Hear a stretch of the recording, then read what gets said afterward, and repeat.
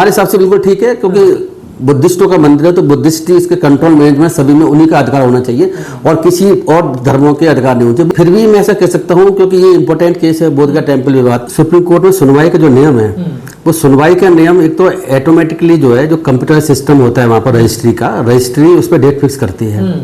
जब तक कि कोर्ट ने डेट में फिक्स कर रखी हो, तो कोर्ट में हियरिंग के समय डेट फिक्स हो सकती है, वो कम केसेस में होती है, नहीं तो कोर्ट डेट फिक्स नहीं करता। वो बाकी जो सुप्रीम कोर्ट की रजिस्ट्री जो होती है वो डेट फिक्स करती है, और डेट फिक्स करने का उसका कंप्यूटर सिस्टम अप्लाई करते हैं।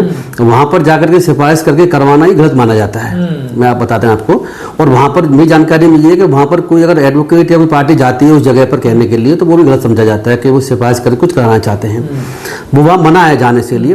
तो ये जो डेट जो लगती है सुप्रीम कोर्ट के लेवल पर किसी भी केस में, तो वो डेट जो हम कंप्यूटर पे देखते हैं, जो हमारे केस के संबंध में कोई सपोज 29 की पहले इसमें डेट थी, तो 29 जुलाई की डेट थी, उसके बाद वो हियरिंग पर नहीं आ पाया, उसके बाद फिर 5 अगस्त की डेट लगी उसमें, तो 5 अगस्त को भी नहीं सुनवाई हुई उस केस की। तो ऐसा सुप्रीम कोर्ट में और हाई कोर्ट्स में, देश के ज़्यादातर हाई कोर्ट्स में ऐसा चल रहा है कि केसेस बहुत ज़्यादा लिस्ट होते हैं किसी पर्टिकुलर डे किसी जज के पास में या किसी बेंच के पास में, और वो अगर केस पीछे नंबर पे आया हुआ है, सपोज 100 केस किसी के आप फिक्स जज के यहाँ पर, और 100 में आपका नंबर पीछे आ रहा है आपका, तो संभव है कि आपका केस सुनवाई पर आए ही ना, डेट लगने के बावजूद भी। उससे पहले के केसेस जो लगे हुए हैं, हो सकता है कि उन केसेस में कोर्ट का पूरा टाइम उन केस की सुनवाई में ही निकल जाए, तो वो जो केस रह जाते हैं उन केसेस को फिर कोर्ट जनरली कोई डेट नहीं देती है, और उसमें सुप्रीम कोर्ट के लेवल पे बता रहे हैं आपको, वो डेट अपने आप बाद में फिर रजिस्ट्री से पता चलता है डेट आपका केस कब लग रहा है। ये आम बात है सर, कोई षड्यंत्र ना, देश नो षड्यंत्र, नो कॉन्स्पिरेसी, ये आम बात है। मैं तो इस पर एक रणनीति बना के काम कर रहा हूँ, मैं लंबे समय से, आप तो खुद जज रहे हैं सर, मुझे मुझे पता है जुडिशियल रिफॉर्म के लिए मैं काम करने का मेरा इरादा है। इंडियन जुडिशियल रिफॉर्म होना चाहिए, न्यायिक सुधार होना चाहिए, जिसमें एक सुधार का एक बिंदु ये भी है कि जो केस अगर कोई हमारा लग रहा है तो उस केस पे सुनवाई हो उस केस की, और जल्दी लिस्टिंग हो रही है तो वो जजेस साहब उसको सुन भी लें, ऐसा ना हो कि बिना सुने हुए केस आगे चला जाए। तो उसके लिए मैं आपको बता दूं कि हमारे यहाँ जजों की संख्या बहुत कम है और पॉपुलेशन बहुत ज़्यादा है, केसेस बहुत ज़्यादा होते हैं, और आए दिन आप देखते हैं पार्लियामेंट है, विधानसभा है, और सरकार भी दुनिया भर के एक्ट पास करती हैं, अमेंडमेंट रूल लेकर के आते हैं, रूल्स लॉ बनते हैं, तो वो इतना ओवरबर्डन्ड कोर्ट है पूरे देश की, है ना। और high court supreme court level, supreme court 34 जजेज हैं इस वक्त शायद मेरे ख्याल से, चीफ जस्टिस इंडिया सहित, तो 34 जजेज जो है पूरे देश के सारे केसेस को देखने के लिए वो जो है पर्याप्त नहीं है। और 34 जजेज भी जो है आप देखें कि उसमें बेंचों में बैठते हैं, 2 होंगे, 3 बैठेंगे, 5 बैठेंगे, तो उस स्थिति समझिए 17 जजेज बचे, 17 कोर्ट बैठे हुए हैं। अब 17 कोर्ट जो है इतने बड़े देश की 150 करोड़ की आबादी वाले देश की, बड़ा मुश्किल है इतने केसेस हो कि सारे केसेस को डील कर सके।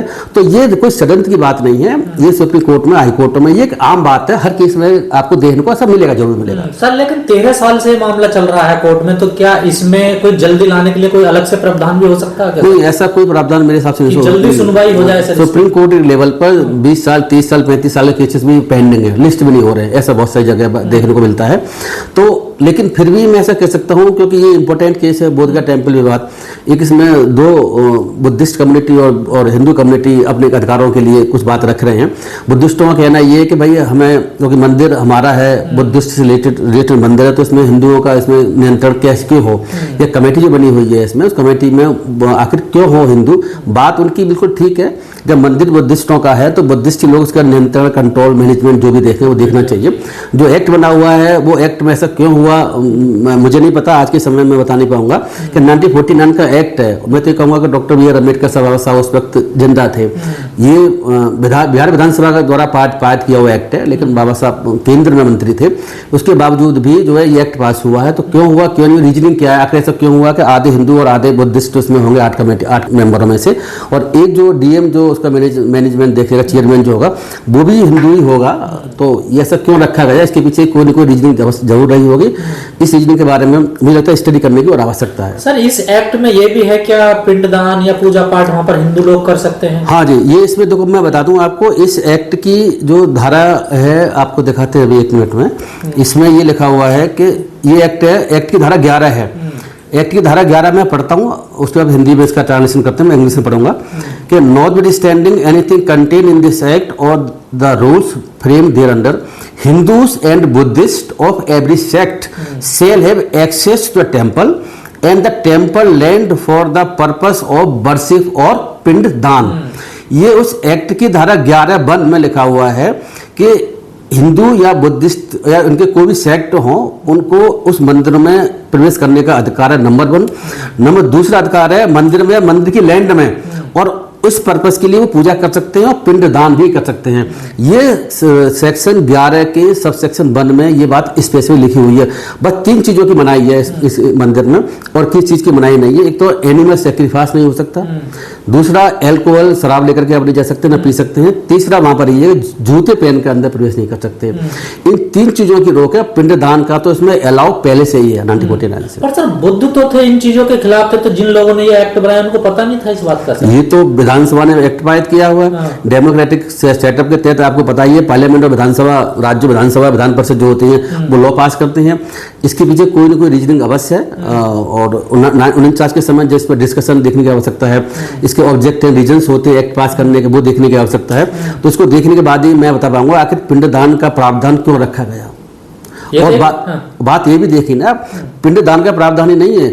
8 लोगों की कमेटी में 4 हिंदू होंगे, ये भी प्रावधान है, 4 बुद्धिस्ट होंगे, यही प्रावधान है। 4 से कम हिंदू नहीं हो सकते, 4 से कम बुद्धिस्ट भी नहीं हो सकते। और जो चेयरमैन जो होगा वो डीएम होगा, और डीएम अगर हिंदू नहीं है तो वो गवर्नमेंट अपॉइंट करेगी, उसे हिंदू को चेयरमैन बनाएगी। तो ये जो हिंदुओं की प्रायोरिटी है, एक तरह से 9 में से अगर देखें चेयरमैन और मेंबर मिला करके 9 में से 5 हिंदू होंगे, 4 ही बुद्धिस्ट होंगे।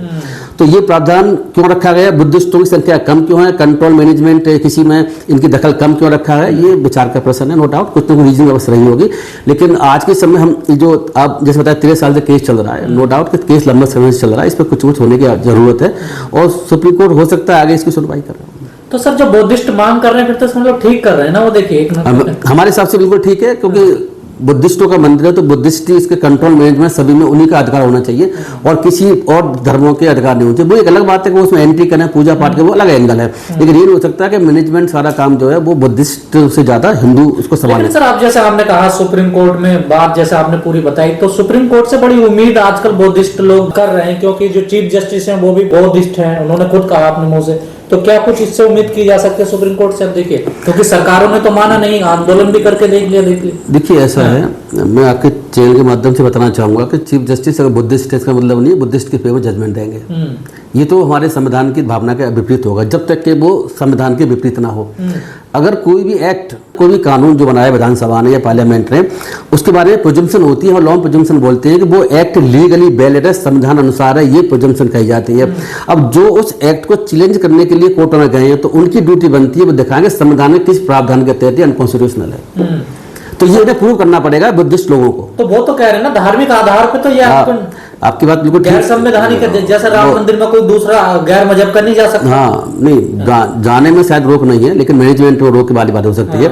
इसमें जो है आप ठीक कह रहे हैं, ऐसा होना चाहिए। हम भी इस विचार के हैं कि बुद्धिस्टों से रिलेटेड मंदिर है तो बुद्धिस्ट लोग ही इसके मैनेजमेंट को, सब चीजों को देखें, वो किसकी एंट्री करेंगे ना करेंगे वो बुद्धिस्ट इसके विचार करें। लेकिन ऐसा नहीं होना चाहिए कि हिंदुओं को भी इसमें अधिकार दे दिया जाए कि और उनका अधिकार मैनेजमेंट में उसका बुद्धिस्ट से ज्यादा गलत है। अगर फैसला भावनाओं के आधार पर दिया जा सकता है तो इसका फैसला क्यों नहीं दिया जा सकता सर? बिल्कुल दिया सकता है, लेकिन उसके लिए उसके पीछे जरूरत है कि सरकार चाहे। भावना के आधार पर फैसला राम मंदिर का इसलिए दिया गया है कि सरकार उसके फेवर में थी। क्या सरकार ये इस पर भारत सरकार या बिहार की सरकार क्या इस फेवर में है कि ये बुद्धिस्टों के फेवर में हक में फैसला जाना चाहिए? बिल्कुल नहीं है, ऐसा मैं कह सकता हूँ। क्योंकि मोदी जी तो दुनिया में कहते हैं वो बुद्ध की धरती से हैं, तो क्यों नहीं हो सकते? वो हमने बुद्ध दिया है दुनिया को। आप पुरानी बात कर रहे हैं। अब मोदी जी जो है अब तो कृष्ण जी को भेंट करते हैं, राम मंदिर की स्टैचू को भेंट करते हैं, मैं तो खुद देख रहा हूँ। अब जहाँ भी जा रहे हैं वो उनको भेंट कर करके आ रहे हैं। धार्मिक जो है, पहले बुद्धिज्म की बात ठीक कह रहे हैं आप, बुरी धरती से ये बात कहा करते थे, लेकिन अब जो है व्यवस्था उन्होंने चेंज कर ली है। मोदी जी राम के मंदिर को भी और कृष्ण की मूर्तियों को भी भेंट कर रहे हैं।